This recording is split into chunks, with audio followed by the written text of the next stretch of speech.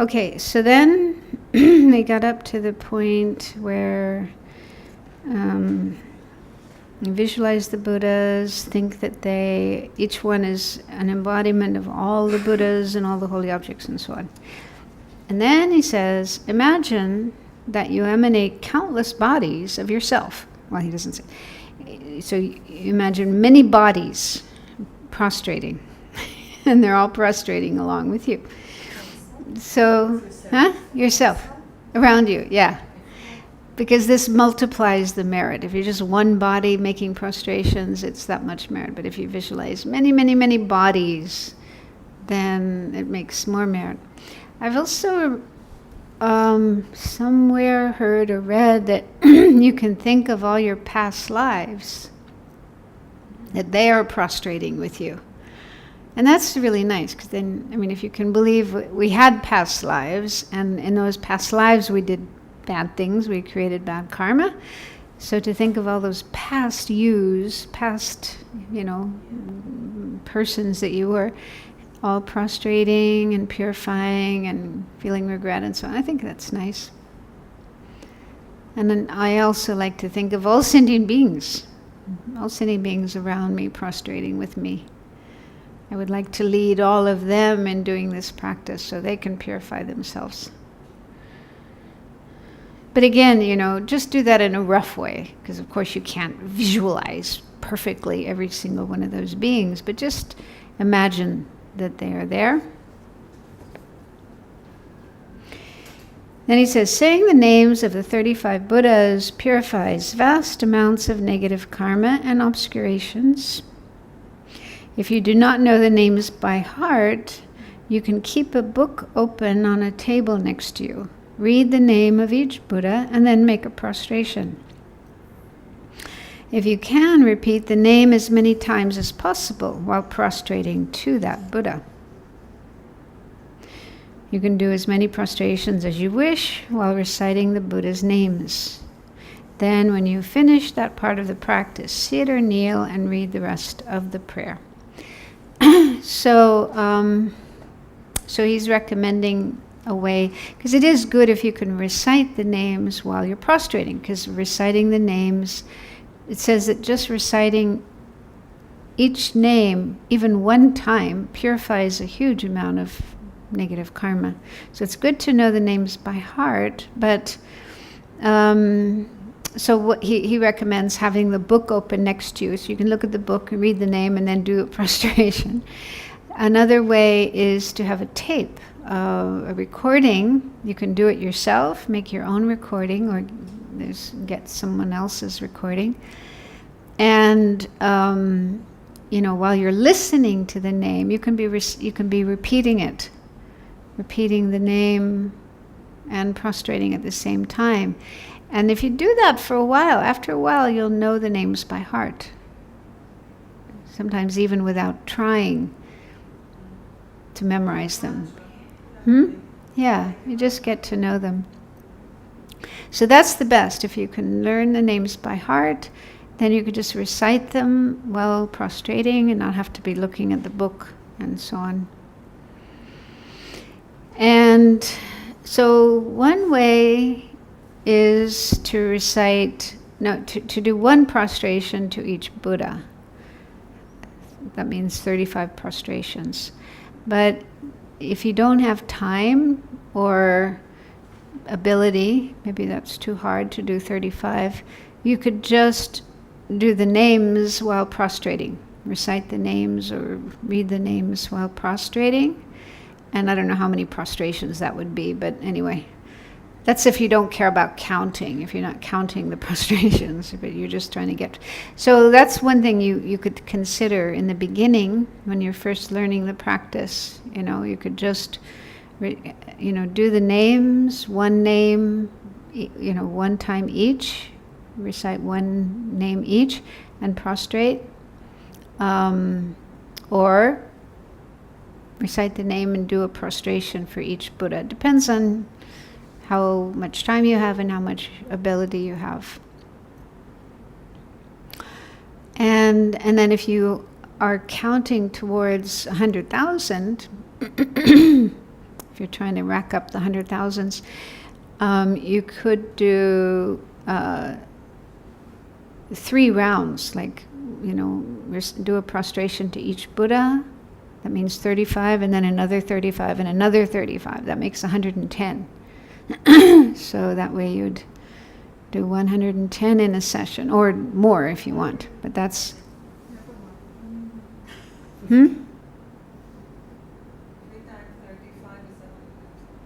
100 and what? Oh, 105. Okay, sorry. My math's not good. Anyway, it's close to 100. Close enough to 100. Yeah. So there's different ways that you could do it. And if you can't do prostrations at all, if you have knee problems or whatever, then you can just sit and read the names and the prayers and visualize the whole space filled with bodies making prostrations. And you can do this too. They say this is, the simplest kind of prostration is doing this, putting your hands together at your heart. Yeah, if you want, you can touch the 3 places. Yeah, you can do that. Or you can just have them here.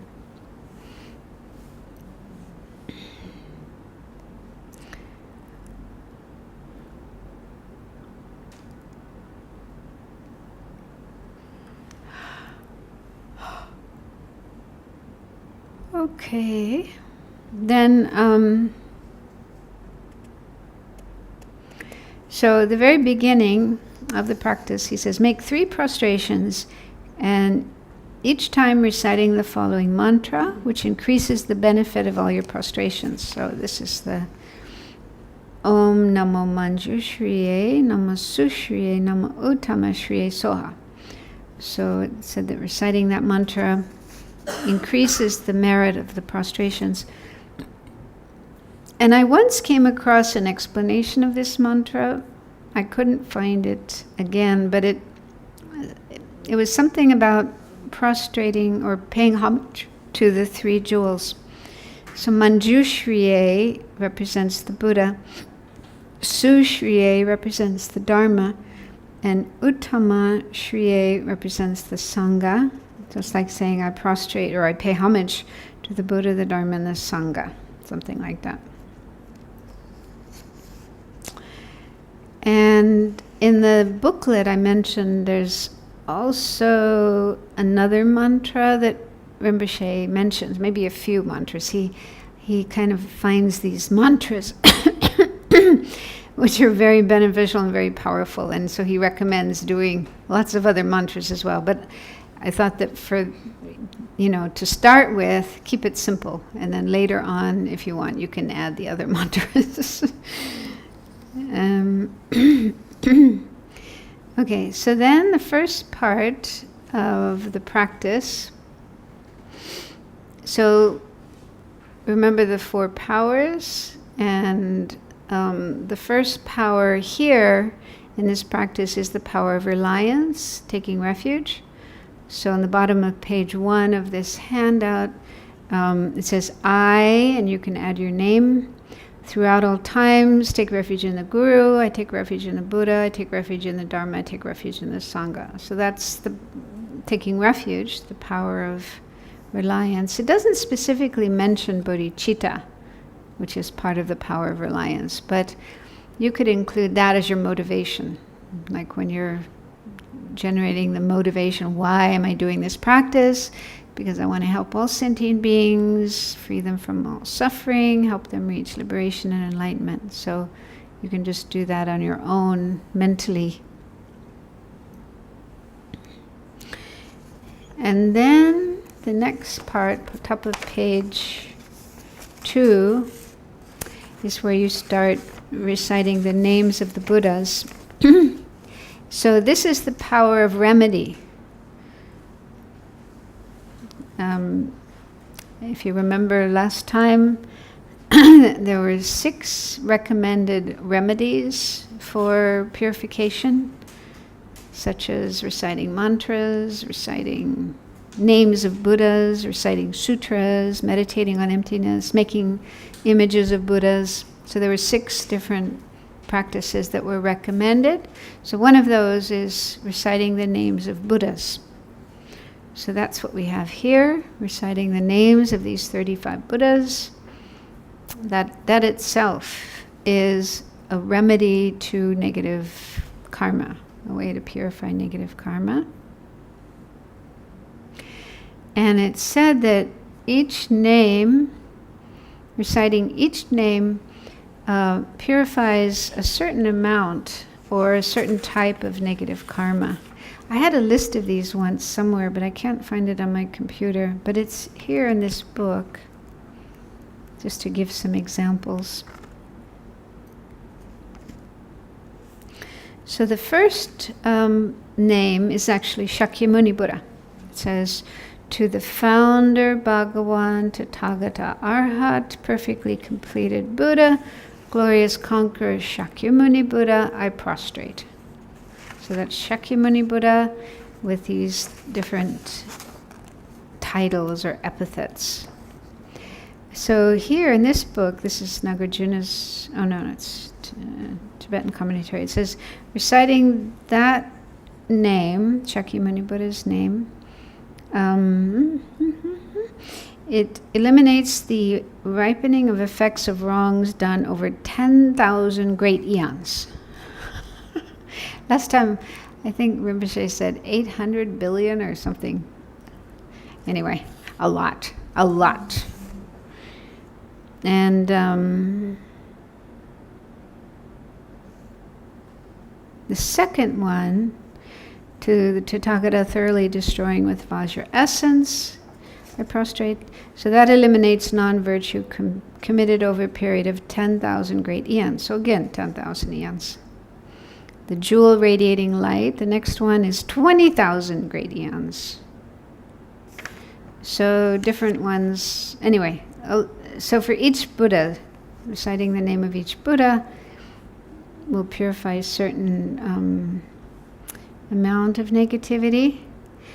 Oh, here it mentions also the jewel moon, which is down the list. To Tathagata jewel moon, I prostrate. Jewel moon. There's jewel fire, jewel moonlight, and then jewel moon. Jewel moon. I don't know.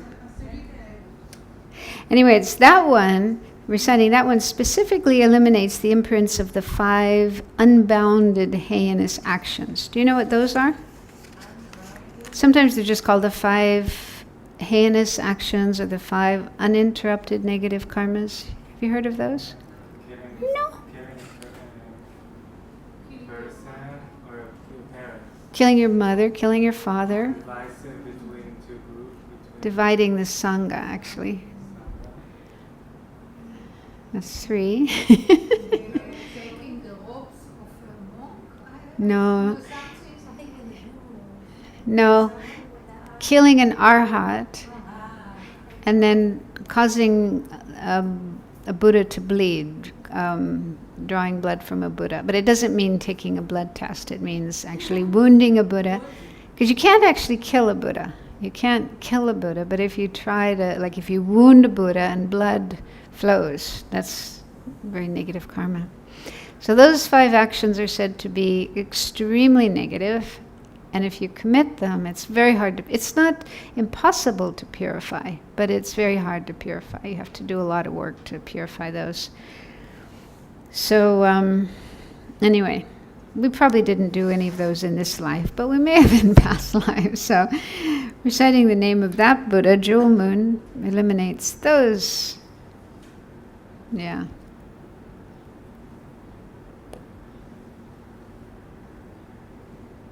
And then some eliminate the negative imprints of attachment or hatred or, different ignorance. Yeah. So they eliminate different kinds of negative imprints.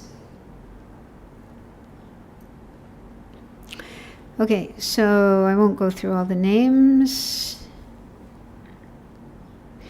And then those are the 35 Buddhas. And then after that are the 7 medicine Buddhas.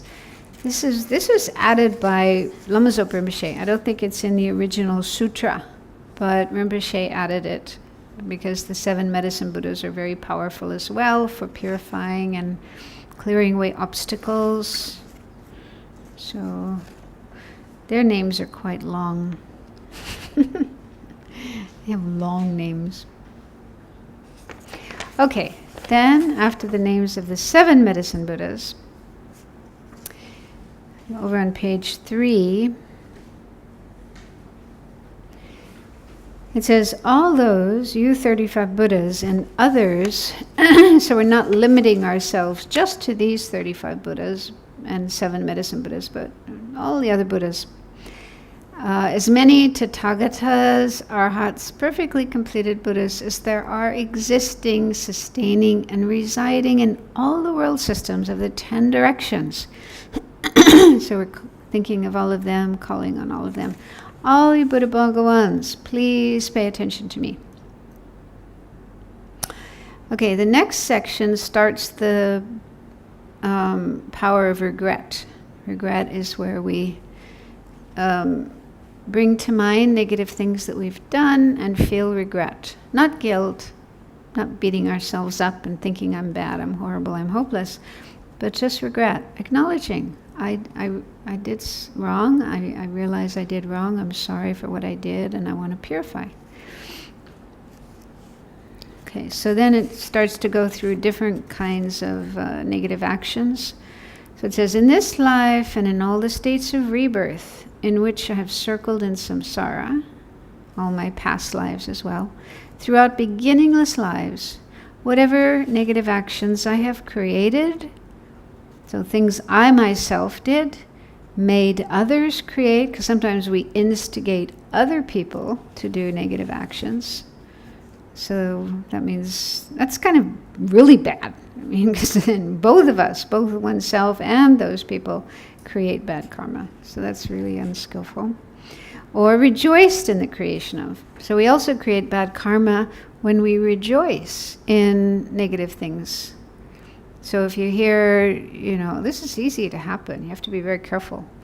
You hear that your country, if your country is at war with some enemy, they're fighting, shooting each other, dropping bombs on each other, and if you hear that your side has dropped a bomb on the enemy and managed to kill a whole bunch of people, if you feel good about that, if you feel happy about that, that's rejoicing. So even though you may say, well, it's justified because it's war, but still it's killing. Killing has happened, suffering has happened. So you don't have to feel rejoicing. You can just feel sad that that has happened. Feel compassion for the victims, but also the perpetrators, that they had to create that negative karma. So we have to be careful about this. Try to avoid rejoicing in negative things. Okay, then it says, whatever possessions of stupas, possessions of the Sangha, or possessions of the Sangha of the 10 directions that I have appropriated, made others appropriate, or rejoiced in the appropriation of. So stupas are very holy objects, because they represent the Dharmakaya, the Buddha's mind. And I don't know if there's stupas. Are there stupas here in Israel? No, just little ones. But in India, Nepal, and many Buddhist countries, there are big stupas. And people sometimes make offerings to stupas, flowers, food, and so on. So if you were to steal those offerings, that's really negative. It's possible. Yeah? If it's money, people maybe put money there, put it in your pocket. Or food, or whatever. So it's possible people could steal things from stupas. And I've seen it in Bodh Gaya. People, offer candles. It's a light offering. They offer candles. And you see these little bigger kids coming along and grabbing the candles and running away with them. They can, sell them, recycle them, make some money off of them. So that's negative karma. So we may have done that. Maybe not in this life, but maybe in past lives. And then the Sangha here refers to the, mainly refers to fully ordained monks and nuns. So they're also a very powerful object. And it's said to be very heavy negative karma. If you were to steal from the Sangha, it's possible. People do it. Go into a monastery and in the middle of the night steal money, statues, food, whatever. People are desperate. So that's also very heavy negative karma. So we may have done that in past lives, or we made others do it, or we rejoiced in it. We felt happy about it.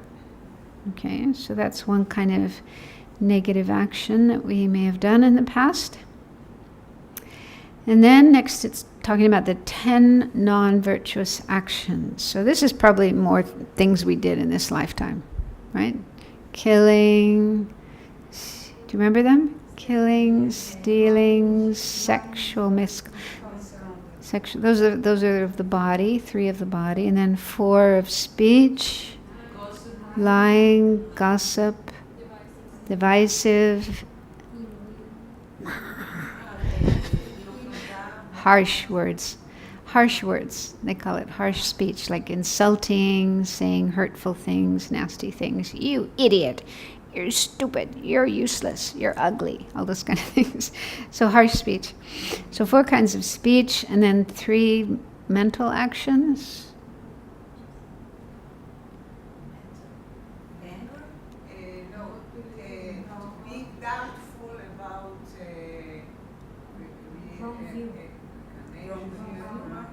Wrong views is one.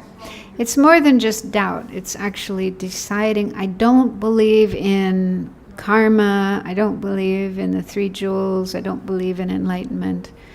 So not believing in things that are important for our spiritual practice, rejecting them, denying them. So that's one. Another,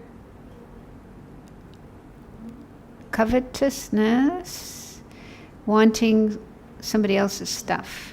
You see somebody with a nice, beautiful necklace, ring, phone, car. I want that. I mean, it's not just having the thought. Of course, that kind of thought can arise very easily. But if you get into it and start thinking, okay, how can I get it? Maybe I'll ask them, maybe I'll steal it. So you're starting to plan how to get that thing that you want. And the last one is ill will, or harmful intent, or malice. There's different ways of translating. And that's when it's motivated by anger or hatred. It's when you don't like somebody and you're really angry at them and you want to hurt them. And you may start plotting how to hurt that person.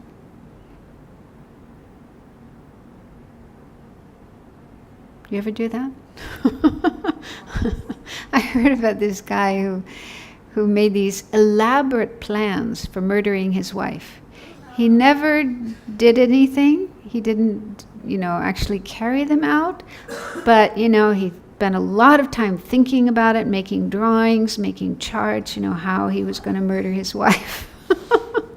And I guess he did this quite a bit over a long period of time. And they finally caught him and put him on trial. And I don't know. I mean, can you really convict somebody of that? But anyway, it's definitely negative karma, whether you get convicted by law, but it's very negative to engage in that kind of mental activity. Even if it's just in the mind, just fantasy, but still it's negative. Okay, so those are the 10 non-virtuous actions. So any of those that we did or caused others to do or rejoiced in when it was done. Rejoicing in others doing those actions. Okay, so those are the negative actions specifically mentioned, but if there may be other things you did that don't fit into those lists, then you can bring those to mind. And then it says, whatever I have created, being obscured by these karmas, causes me and sentient beings to be reborn in the hell realms. So now it's going through the results of these actions. Okay, having done these actions, instigated others to do these actions, these are the results. Being born in hell, being born in the animal realm, in the preta realm, in irreligious countries. That means a place where you don't have a chance to meet the Dharma, as barbarians or as long life gods. This list is actually the 8 unfree states, in the precious human rebirth. The 8, sometimes they're called 8, well, they're called the 8 leisures. And the 8 leisures means you're free from these 8 unfree states. So these are the 8 unfree states here. The lower realms, in an irreligious country, as a long life god. Long life god means somebody who lives a long life, but it's not very useful. They don't do any Dharma practice. With imperfect faculties, so if you're blind or deaf or your brain is damaged, so you're not able to, even if you have a human body, but you're very limited in what you're able to do. Holding wrong views or not being pleased with the Buddha's descent. That refers to being born in a time or place where a Buddha never came and never taught, so you wouldn't have the opportunity to learn the Dharma. So these are the 8 unfree states. So as a result of committing negative actions, if we don't purify them, of course, we could end up in one or more of these situations, and that would be very difficult to then practice the Dharma. Okay, then it says, in the presence of the Buddha Bhagawans, who are transcendental wisdom, who are eyes, who are witnesses, who are valid, and who see with omniscient consciousness, I am admitting and confessing all these negativities. I will not conceal them nor hide them. From now on in the future, I will abstain and refrain from committing them again. So this is all about regret, like feeling regret for the negative actions that we've done and declaring them, not hiding them, not pretending we didn't do these things, declaring them in the presence of the Buddhas. And actually the last line is the 4th power of resolution, resolve. It says, from now on in the future, I will abstain and refrain from committing them again. So that means we've covered all the 4 opponent powers, refuge or reliance, remedy, reciting the names, regret, declaring what we've done, and resolution, not doing the actions again. So the 4 powers are all included there.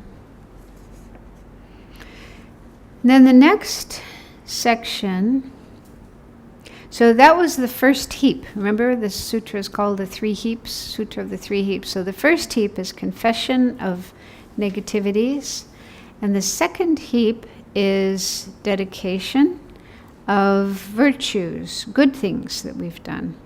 So this is really nice. This next section, it's thinking about all the good things, the good karma, the virtue that we've created. So that sort of balances it out, instead of, oh, I've done all these terrible things, oh, all this negative karma. Oh, but I've created some good karma too. That's good to remember that. And it does this by going through the 6 perfections. So they're not always so evident, but we'll go through this. So it says, all Buddha Bhagawans, please pay attention to me.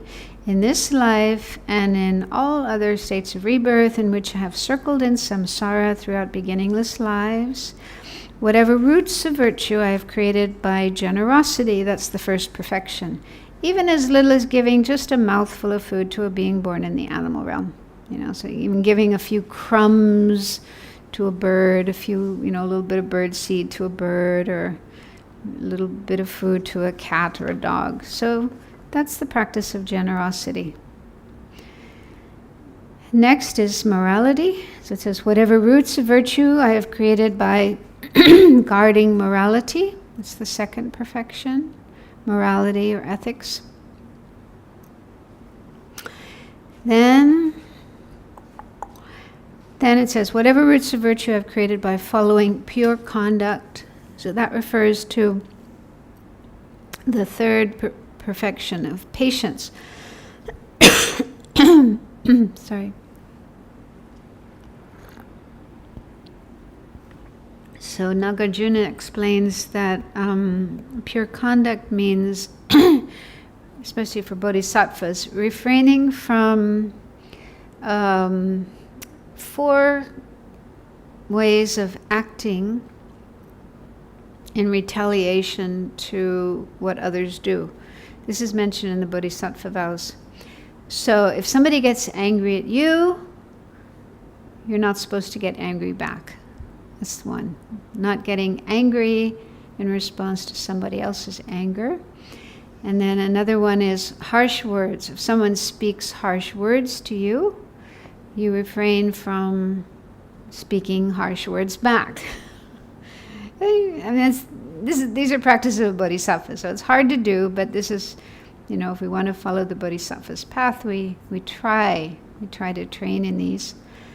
And then criticism. So if somebody criticizes you, you refrain from criticizing them back. And then beating. If somebody beats you, you refrain from beating them in return. So these are said to be 4 practices related to patience that bodhisattvas engage in. Although, we may not be able to do it right from the beginning, but we try. We try to work on those. So that's the meaning of pure conduct. Refraining from reacting to the anger or harmfulness of others. And then it says, whatever roots of virtue I have created by fully ripening sentient beings. So that refers to the 4th perfection of joyous effort. Sometimes it's called enthusiasm, enthusiastic perseverance. So Nagarjuna says joyous effort means working to help sentient beings, and in particular trying to help them avoid going down wrong paths and help them get onto right paths, helpful paths. Then, whatever roots of virtue I've created by generating bodhicitta. So that refers to the 5th perfection of concentration. Nagarjuna says, concentration is included in generating bodhicitta. It's part of the bodhisattva's path. Bodhisattva has to generate concentration.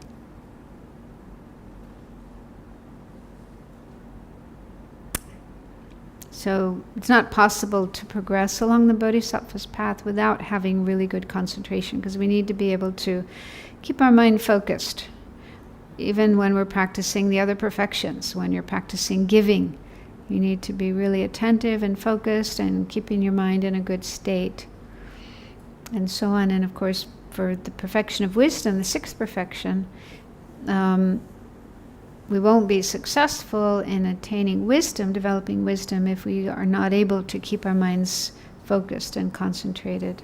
So anyway, it's related to bodhicitta. Then the last one, whatever roots of virtue I've created by my unsurpassed transcendental wisdom. So that's the 6th perfection. Whatever effort we've made to generate wisdom. So thinking about all the virtue, the good things we've done through these 6 perfections and anything else that we've done, all these assembled and gathered, combined together, I fully dedicate. So now we're dedicating all that merit. And the next part, it's referring to the 4 kayas, the 4 Buddha bodies. So it says, I fully dedicate to the unsurpassed. The unsurpassed refers to the Dharmakaya, which is the Buddha's mind, the omniscient mind of a Buddha. Then the next word is the unexcelled. That refers to the nature body, or Svabhavakaya, which is the emptiness of the Buddha's mind. Emptiness of the Buddha's mind. Then that higher than the high, that refers to the Sambhogakaya, the complete enjoyment body. That's the body that the Buddha emanates to teach the bodhisattvas who are higher level, Arya bodhisattvas, in a pure land. And then the last it says, that's superior to the superior. That refers to the Nirmanakaya, the emanation bodies. The Buddha emanates to help ordinary beings like us, who are not yet high bodhisattvas. So what is being said here is one is dedicating all the merits that one has created to achieving these 4 kayas. They're all attained simultaneously as soon as one becomes enlightened. So the first moment of enlightenment, all the 4 kayas, all the 4 bodies are attained. Thus, I completely dedicate to the highest, perfectly complete enlightenment. So we're dedicating all our merits to enlightenment. Then next, top of page 4.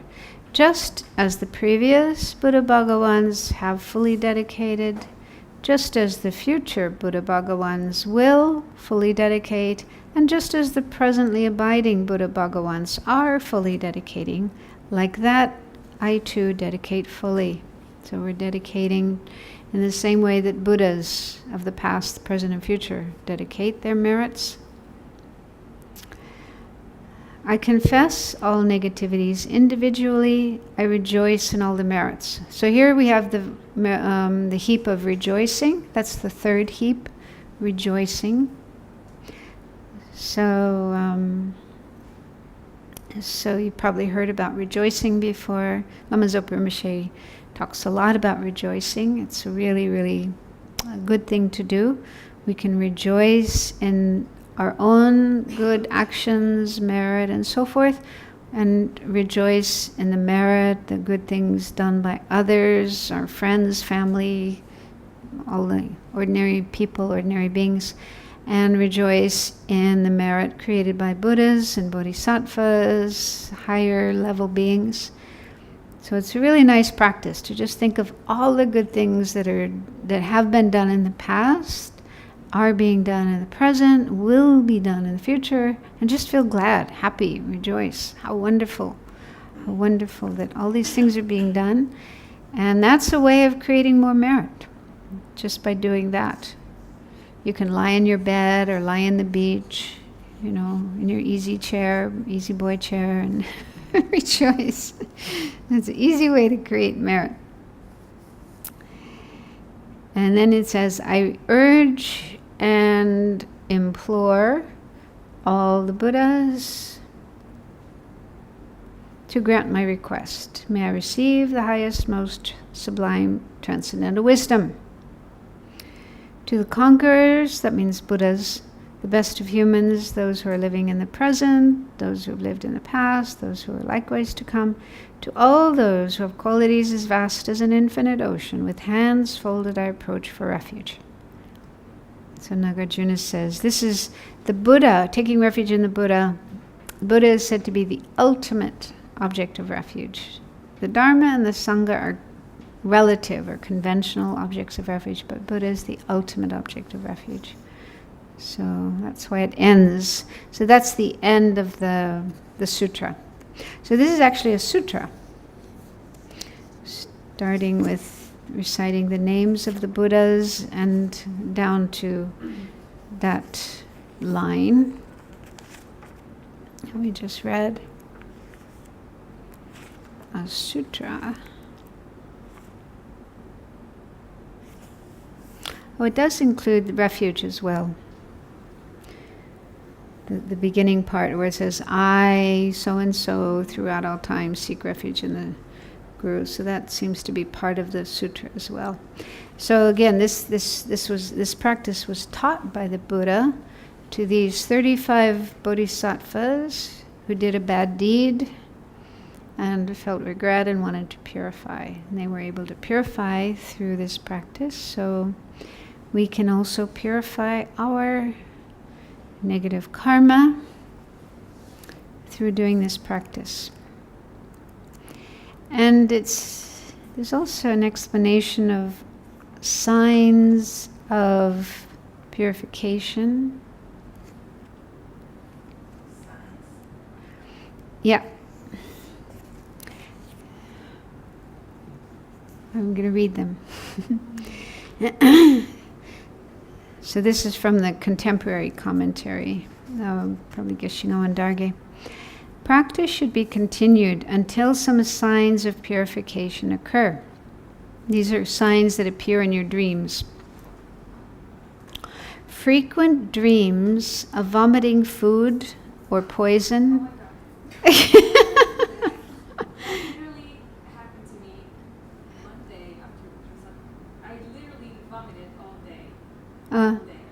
But this was during your waking day, not during your dream. This is talking about dreams. Well, I don't know, maybe. Well, maybe during the day too. It's maybe auspicious, I don't know. So this is just talking about things that happen in dreams. Okay, vomiting food or poison, eating yogurt or drinking milk, seeing sunrise or moonrise, flying through the sky, bursting into flames, seeing something burning, overcoming buffaloes or figures dressed in black, meeting monks or nuns, sitting on lion-supported thrones, riding horses or elephants, listening to spiritual teachings. So these are some of the signs that if they appear again and again, not just once, but again and again in your dreams, then it says, if such indications occur 5 or more times fairly consecutively, it is a good sign of purification. Should they happen but once, it may just be by chance. So those are some signs. An even clearer indication of successful purification is your intelligence becoming sharper, enabling you to penetrate into deeper subjects with increased comprehension. So if you can see, you're getting smarter, able to understand things better. That's a more reliable method. If this method of applying the 4 opponent powers is performed daily, insights in meditation will also increase. Therefore, whether you are a layman or ordained, this practice is of great benefit and will lead to the ultimate realization of the fully awakened state, Buddhahood.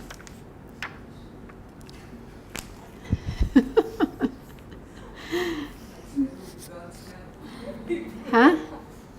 There's a saying, with God's help, God will help us get there, so Well, this isn't quite the same. I mean, we're doing it. We're not just saying, Buddha, please purify me.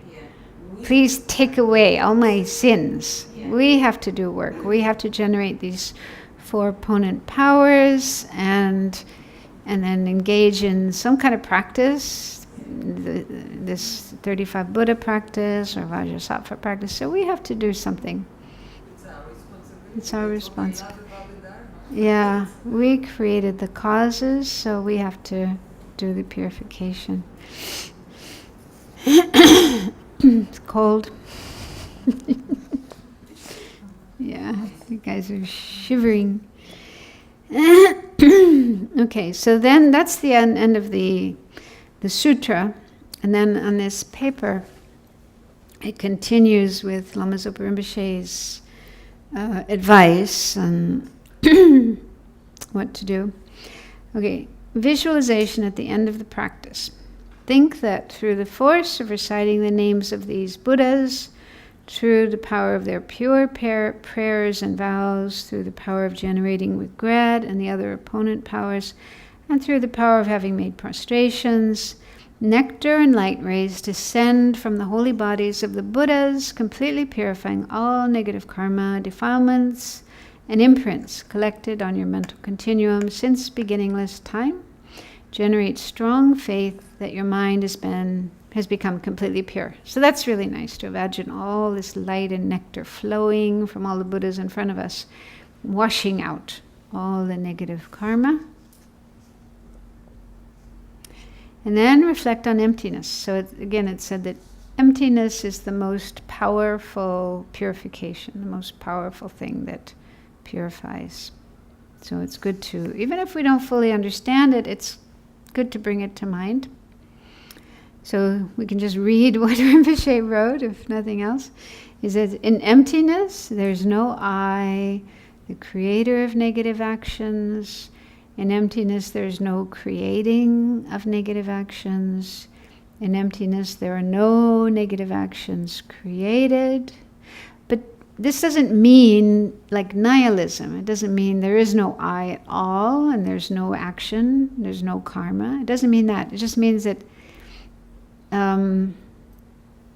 the normal appearance that we have of things, the I, the action, and so on, that doesn't exist. The inherently existing, solid, real, permanent, independently, inherently existing I, that doesn't exist.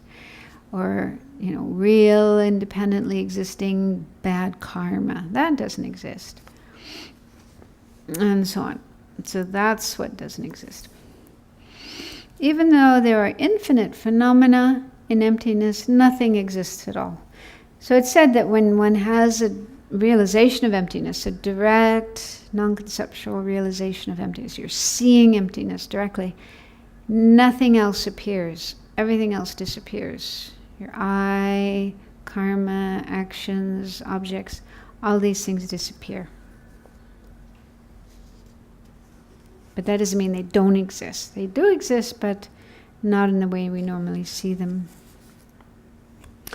There's no this and that, no me and you, nothing. In emptiness, everything is one taste. From this emptiness, everything comes into existence. Whatever exists is the manifestation of emptiness. So this is one way you could think about emptiness. Remind yourself of emptiness. Or you could, just whatever understanding you have of emptiness, you can bring that to mind. And then there's dedication, prayers from Rinpoche, dedicating to enlightenment, and so on and so forth.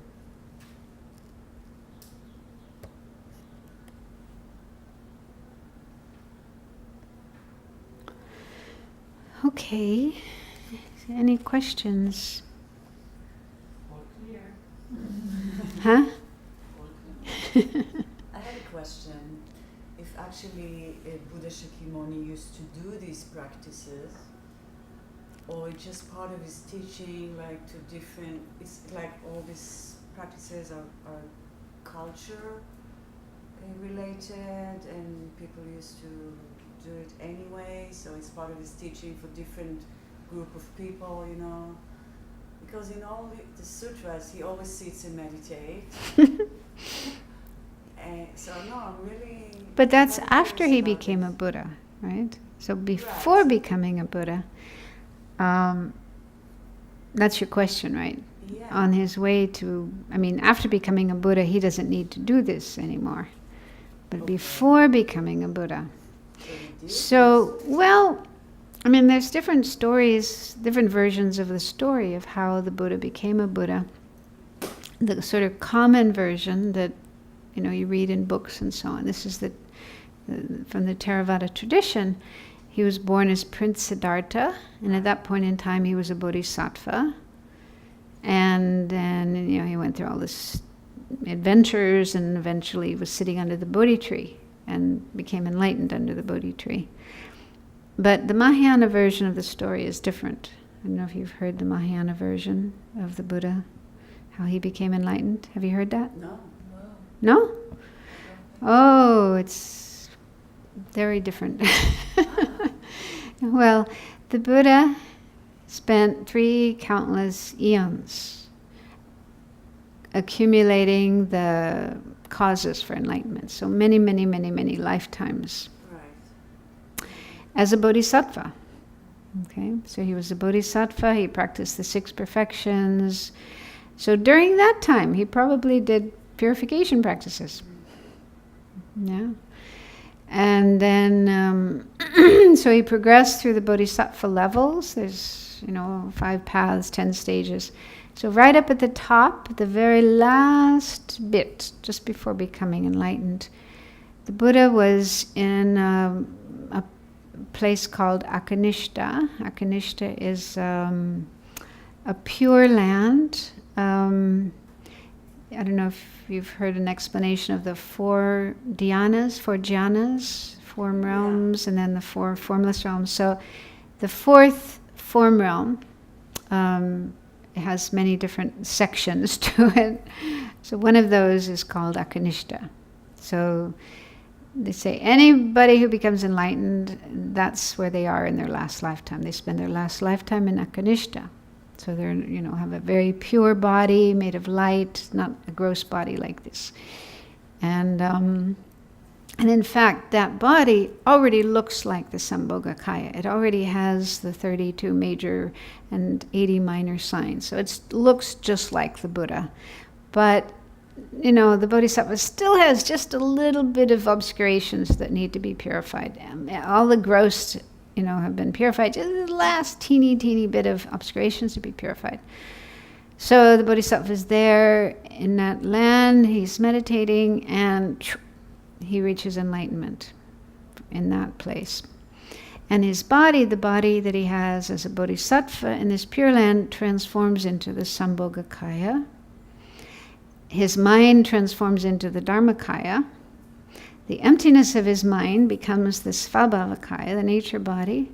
And immediately, well, they say even before enlightenment, a bodhisattva is able to send out emanations. Lots of emanations going here and there and helping sentient beings. So when this bodhisattva becomes enlightened, all those emanations become nirmanakayas. So he's very close to enlightenment. I mean, even before becoming enlightened, he's almost, a lot of similarities.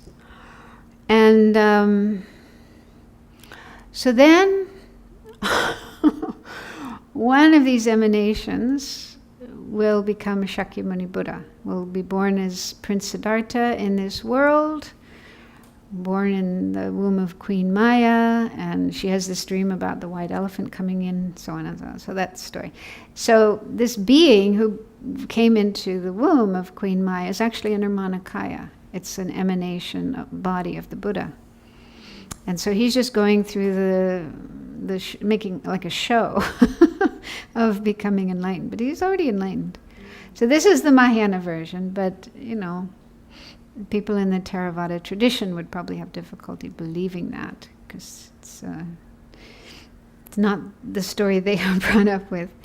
So the Buddha had lots of time, 3 countless great eons, countless lifetimes before he became a Buddha. So during those lifetimes, he, did all these things. He made offerings, and he did confession, and whatever, many practices. The 6 perfections, mainly the 6 perfections. And then in Tantra, there's another version as well, different version of how the Buddha became enlightened. So there's different versions of how the Buddha became enlightened, different stories according to different traditions of Buddhism. So yeah, I mean, if you're in the Theravada tradition, that version of the story, you probably won't hear about the Buddha doing prostrations like this. I mean, he left the palace, went into the forest, he engaged in ascetic practices, just eating berries and almost starving, and mostly just sitting and meditating. And then eventually went and sat under the Bodhi tree and became enlightened. But yeah, you don't hear him. You don't hear about him doing prostrations. So this purification is part of the Mahayana tradition. You don't have it in the Theravada. What do you mean? This 35. Yeah, this is a Mahayana sutra. This is a Mahayana practice. But, I mean, in the Theravada tradition, they would talk about the 10 non-virtuous actions, the 5 heinous, those 5 very negative actions. And how you purify in that tradition, I'm not really sure. I mean, they do bow. If you go to monasteries in Burma and Thailand and so on, you'll see them bowing. And the monks and nuns have a purification practices, like every 2 weeks, 2 times a month. We're supposed to gather and confess our vows and purify our vows.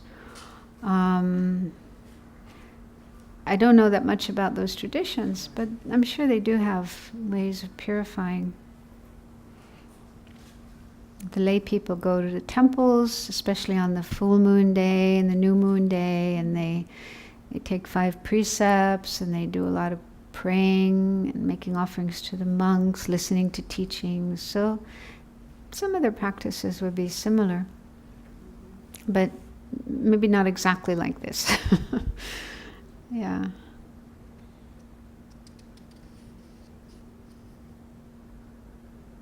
Chinese tradition, they actually have a practice of bowing to 88 Buddhas.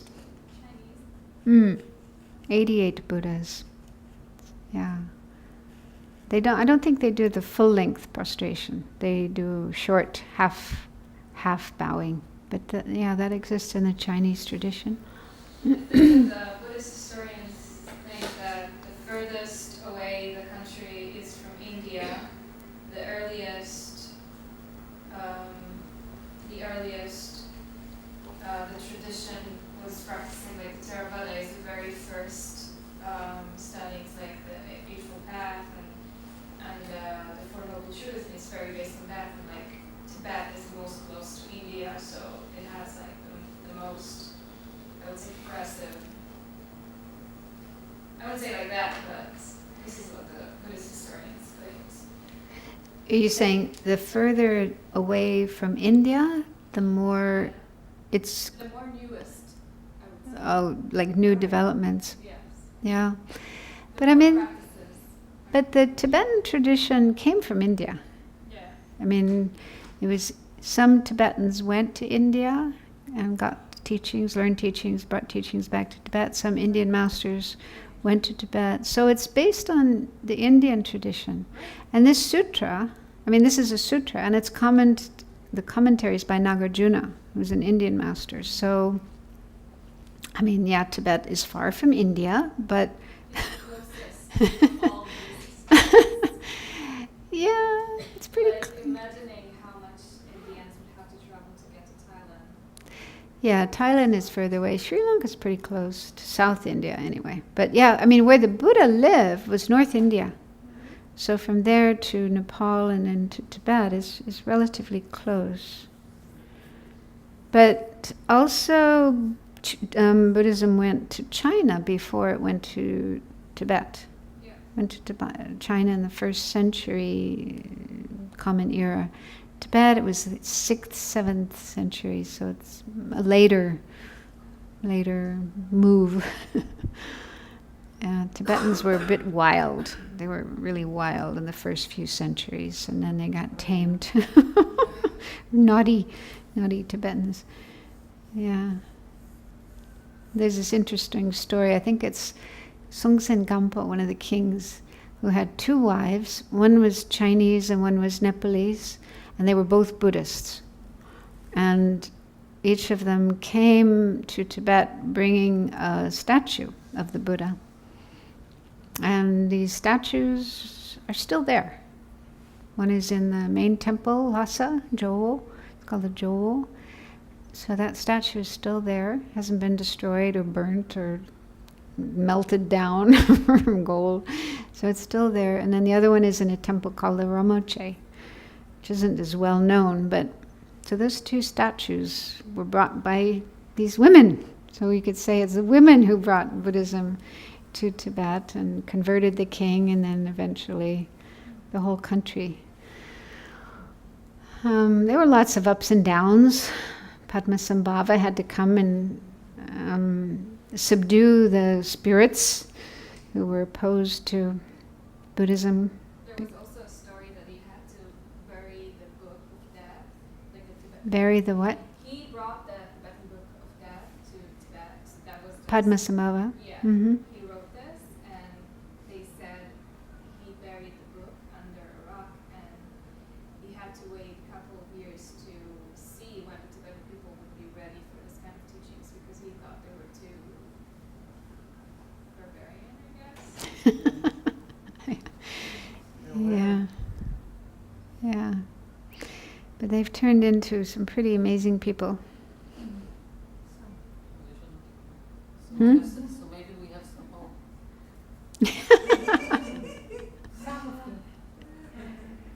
Yeah. But one of my teachers, this was in the early days, I think in the 80s, this Kensur Jamba Tekchok was his name, and Salama Yeshi asked him to come and teach in one of our centers in England.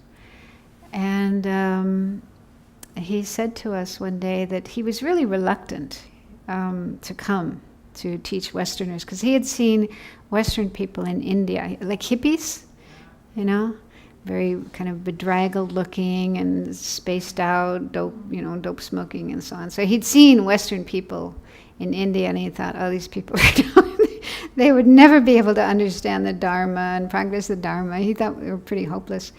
But I guess Lama Yeshe really encouraged him, so he agreed, eventually to come. And then he was teaching us like philosophical subjects, like the basic program kind of subjects, master's program kind of subjects. And after a while, after a couple of months, he said he was really surprised, really pleased to see how we understood and asked questions and sincere and so on. So his mind turned around. He realized, oh, Western people are not so hopeless after all. I mean, when you think about it, most of us have had a good education. I mean, in Tibet, most people didn't have education. Most people were illiterate. They didn't have public schools. Only in the monasteries could people get an education, even learn how to read and write. I think they had schools for like public servants or like civil servants, people who were going to work in the government. But they didn't have schools for all the kids. So most people were illiterate, not well educated at all. Whereas look at the West. I mean, almost everybody goes to school and, higher education, university, and so on. So we're actually very well educated. So I don't think it's fair to say we are barbarians. I mean, of course we can have some not so good habits, tendencies, and so on, but our ability to understand the Dharma, if we have an interest in the Dharma, we can understand it quite quickly and easily and practice it. Why not? So, there's hope for us. Is there any explanation within the Tibetan Buddhist community of what is happening in southeast of it's in Burma? Burma. In Burma, what is happening with the Rohingyas? monks, yeah, who are so aggressive. Oh, monks, yeah. Do the Tibetan Buddhists have an explanation? Is there any Well, I think the Dalai Lama has said things about it, that this is wrong, and where it came from, where it comes from, what's the reason? I don't know. I'll I mean, say I'm... probably, but he said something about ISIS and about this in the same sentence. Like any person who's practicing violence. Oh, well, he said, yeah, he has said that it's wrong to say Muslim, what is the term? Muslim terrorists. He said, this isn't right. A true Muslim wouldn't be a terrorist. Okay? So somebody who's a terrorist, you can't be a terrorist and a religious person. So, yeah, I think the same could apply to people who, even if they're wearing robes of a monk and, you know, supposedly religious, but if they are doing terrorist activities or encouraging other people to do terrorist activities, they're not following the Buddha's teachings. And Buddha's completely clear. No violence, no killing, no harming. Even if you are attacked. There's one sutra where the Buddha talks about, he says, even if robbers catch you and tie you up and start cutting you into pieces with a saw, you shouldn't get angry. You shouldn't even get angry. It's like Jesus, actually. Jesus was Yeah. Buddha. So there's really no justification. But what people, I don't understand the whole situation, but people say it's mainly a political thing. It's racial, political. It's not really about religion. So... But the explanation you gave just now before is something we can sort of base our explanation to people who come and ask us about it. Yeah. I think it's probably a minority. I hope it's just a small number of monks or Buddhists who are doing that, and not the majority. I think the majority Buddhists in the world are living correctly, ethically, at least trying. Yeah.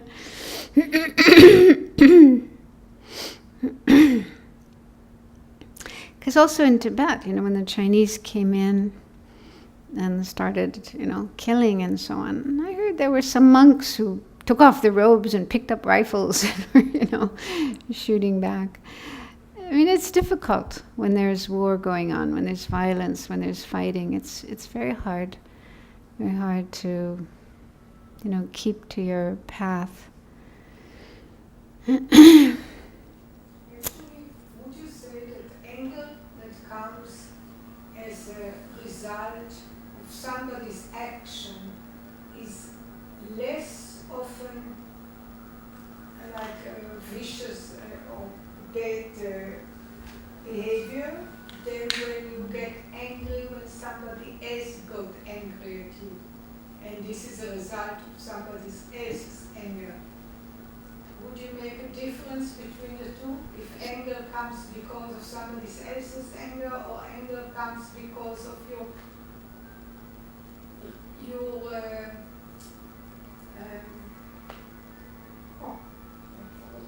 Action. your action to something else which is not anger? Would you make a difference between the two? I don't understand. If somebody says anger at you and you are angry Yeah. to him, or somebody does something to you, not being angry, and you are angry at him, would you say there's a difference?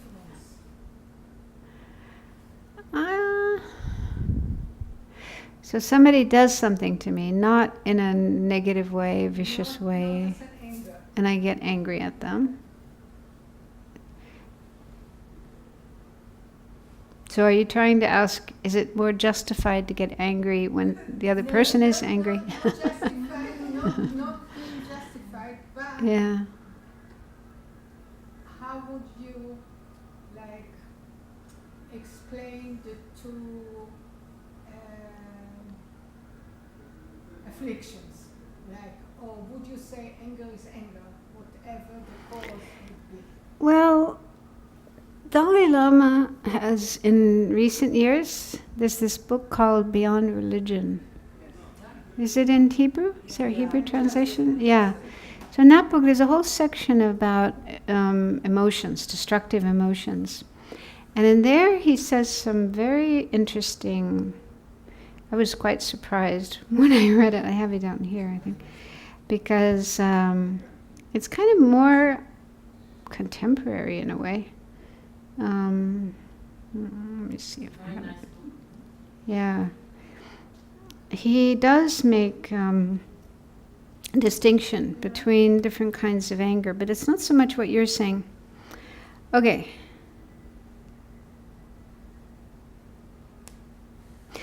Generally speaking, we can define destructive emotions as those states which undermine our well-being by creating inner turmoil, thereby undermining self-control and depriving us of mental freedom. So in other words, if they take over our mind, make our mind disturbed, and anyway, those are disturbing emotions. Within this, it is also possible to distinguish between two subcategories. Those emotional states that are destructive in themselves, such as greed, hatred, or malice, and those states, such as attachment, anger, or fear, which only become destructive when their intensity is disproportionate to the situation in which they arise. So he's saying hatred is, I've heard him say this as well other times, hatred is always negative, always destructive, whereas anger isn't necessarily destructive. So it's only destructive when it's out of proportion to the situation, or they arise in situations that don't call for them. Okay, so here he gives some examples. So even anger is not always destructive. For example, in some situations, strong compassion may give rise to an equally strong sense of outrage, that is, anger about an injustice. So I think, for example, when you hear about what's happening in Burma, people harming the Rohingya people and so on, if you get angry about that, that's actually connected with compassion. Or when you hear about children being abused, or animals being abused, or women being abused, or anybody being abused, you feel angry about that. This is wrong. So that kind of anger is connected with compassion. It's unjust. People are being harmed. So he said, feeling angry can, in the short term, make our minds more focused and give us an extra burst of energy and determination. In these ways, anger can, in certain situations, make us more effective in getting things done and obtaining what we rightly seek. So anger can, and there's a lot of energy in anger. So if you can use that energy to do something constructive and helpful, stop this injustice, this harm, this abuse.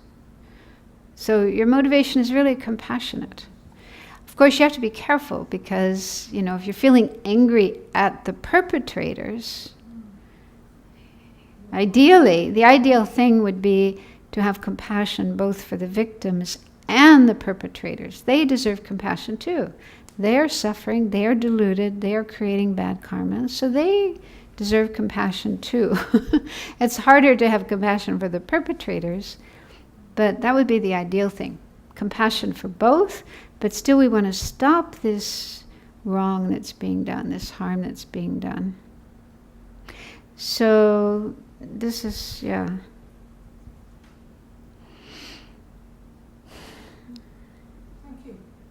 And he says, however, while anger may sometimes have a constructive element, hatred never does. Hatred is always destructive. But that's not exactly talking about your examples, what you're talking about. But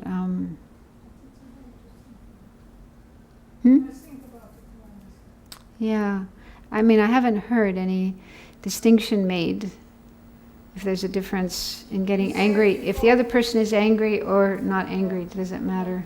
No, I was still going to share a commentary about this. I think one of his teachings is that if someone is angry at you because something you did in past life and you are getting angry at him, then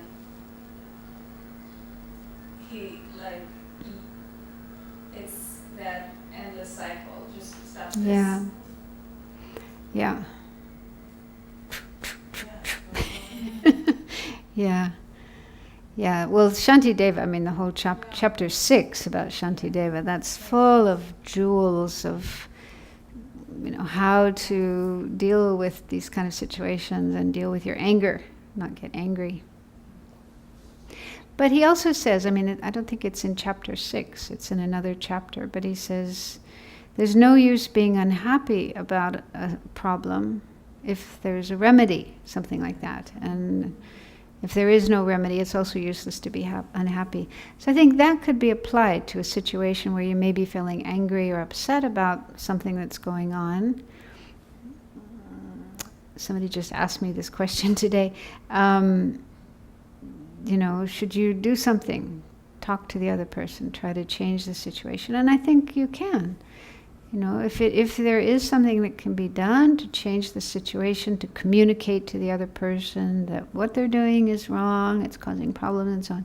But you can do that in a non-angry way.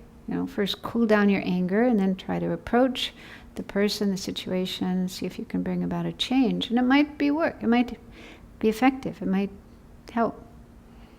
But sometimes there's nothing that can be done. For example, the Tibetans who are, put into prison and, they can't talk to the Chinese. Say, hey, come on, cool it. Don't beat me so much, So that's not going to work. So in that kind of situation, you just work on your own mind. You can always do that. It's hard, of course, but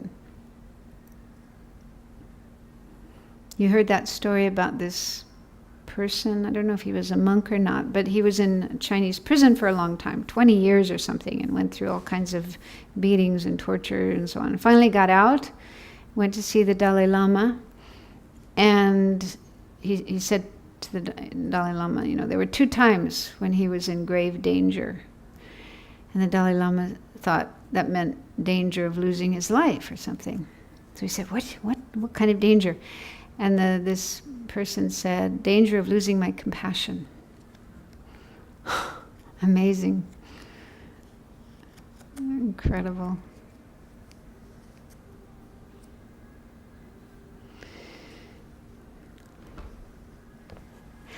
So I've pretty much finished explaining, but I thought we could do the practice together. Although I have a problem with my knee today, so I'm not going to prostrate, but I can read while you're doing. Those who want to, again, you don't have to. If you want to just sit and read, that's okay too, but those who would like to do the practice can do it while I'm reading it. Is it long prostrations or? Either one. You can do long or short. Can you just